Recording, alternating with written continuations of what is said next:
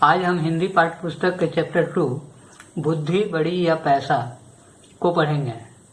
बुद्धि बड़ी या पैसा पाठ के लेखक शिव सहाय चतुर्वेदी जी ने इस कहानी को बुंदेलखंड की एक लोक कथा पर आधारित करके लिखा है।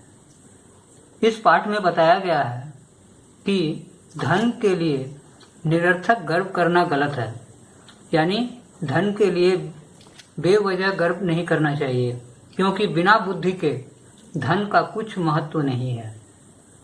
बुद्धिहीन व्यक्ति चाहे उसके पास कितना भी धन क्यों ना हो, वह उस धन का भी दुरुपयोग कर उसे समाप्त कर सकता है।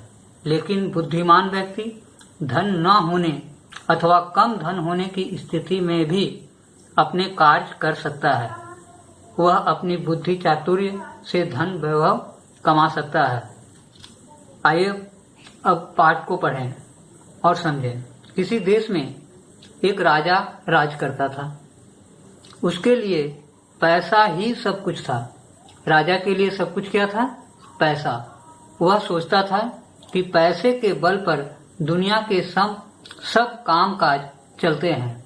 वह क्या सोचता था कि दुनिया के सारे कामकाज जो पैसे के बल पर ही चलता है। मेरे पास अटूट धन है, अर्थात राजा के पास अनेक धन है, इसलिए मैं इतने बड़े देश पर राज करता हूँ।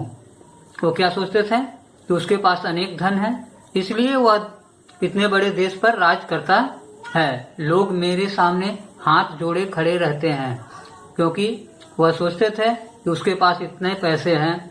इसी वजह से लोग उसके सामने हाथ जोड़कर खड़े रहते हैं।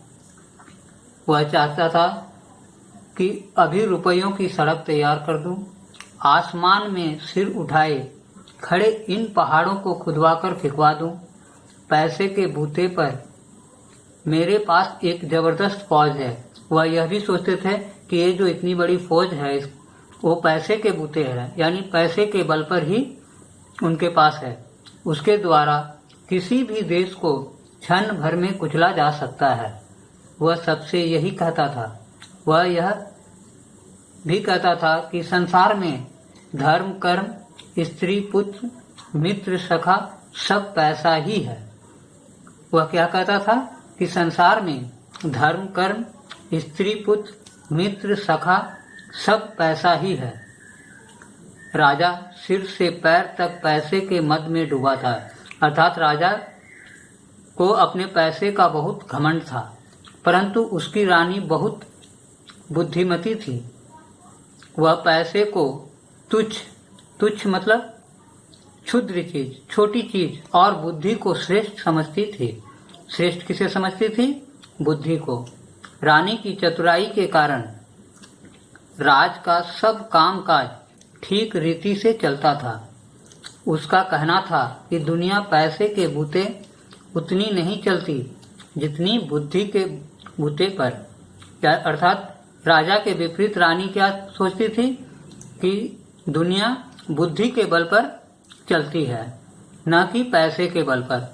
लेकिन राजा के सामने साफ बात कहने में संकोच करती थी। संकोच अर्थात हिचकिचाती थी। एक दिन राजा ने पूछा, रानी सच कहो, दुनिया में बुद्धि बड़ी या पैसा? राजा ने एक दिन रानी से क्या पूछा कि दुनिया में बुद्धि बड़ी है या पैसा?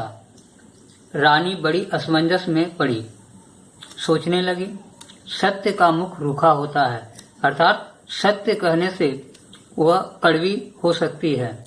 राजा के मन में जो पैसे का मूल्य बसा था उसे वह अच्छी तरह जानती थी, क्योंकि रानी यह जानती थी कि राजा को पैसे का बहुत अहंकार है। वह बोली, महाराज, यदि आप सच पूछते हैं तो मैं बुद्धि को बड़ा समझती हूँ। बुद्धि से ही पैसा आता है और बुद्धि से ही सब काम चलते हैं।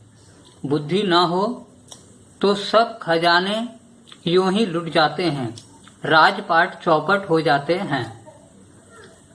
पैसे की इस प्रकार निंदा सुनकर राजा को बहुत गुस्सा आया।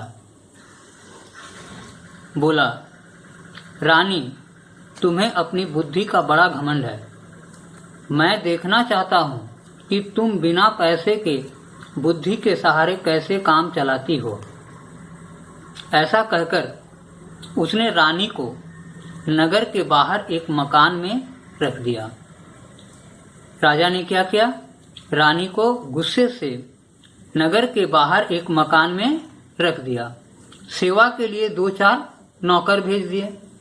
खर्च के लिए न तो पैसा दिया और न किसी तरह का कोई सामान। रानी के शरीर पर जो जेवर थे वे भी उतरवा लिए। रानी मन ही मन कहने लगी कि मैं एक दिन राजा को दिखा दूंगी कि संसार में बुद्धि भी कोई चीज है, पैसा ही सब कुछ नहीं है।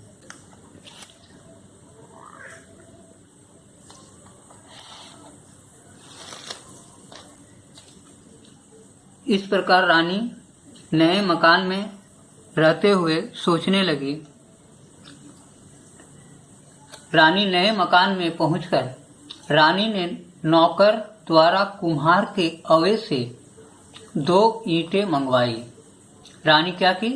कुम्हार के घर से 2 ईंटें मंगवाई और उन्हें सफेद कपड़े में लपेटकर ऊपर से अपने नाम की मुहर लगा दी। फिर नौकर को बुलाकर कहा। रानी नौकर को बुलाकर क्या कहा? तुम मेरी इस धरोहर को धन्नु सेठ के घर ले जाओ। धरोहर मतलब अमानत। इस अमानत को धन्नु सेठ के घर ले जाओ। कहना रानी ने यह धरोहर भेजी है। और सेठ से क्या कहना है कि रानी ने यह अमानत भेजी है, अर्थात धरोहर भेजी है। 10,000 रुपये मंगाए हैं और रानी 10,000 रुपया मांगी है। कुछ दिनों में तुम्हारा रुपया मैं सूद के लौटा दिया जाएगा और धरोहर वापस ले जाएगी। इस प्रकार आप लोग अभी तक कहानी को समझा। आगे कहानी के आगे के हिस्से को हम अगले वीडियो में बताएंगे। अतः आप अपने घर में पुस्तक देखकर इस कहानी को पढ़ें और समझने का प्रयास करें। धन्यवाद।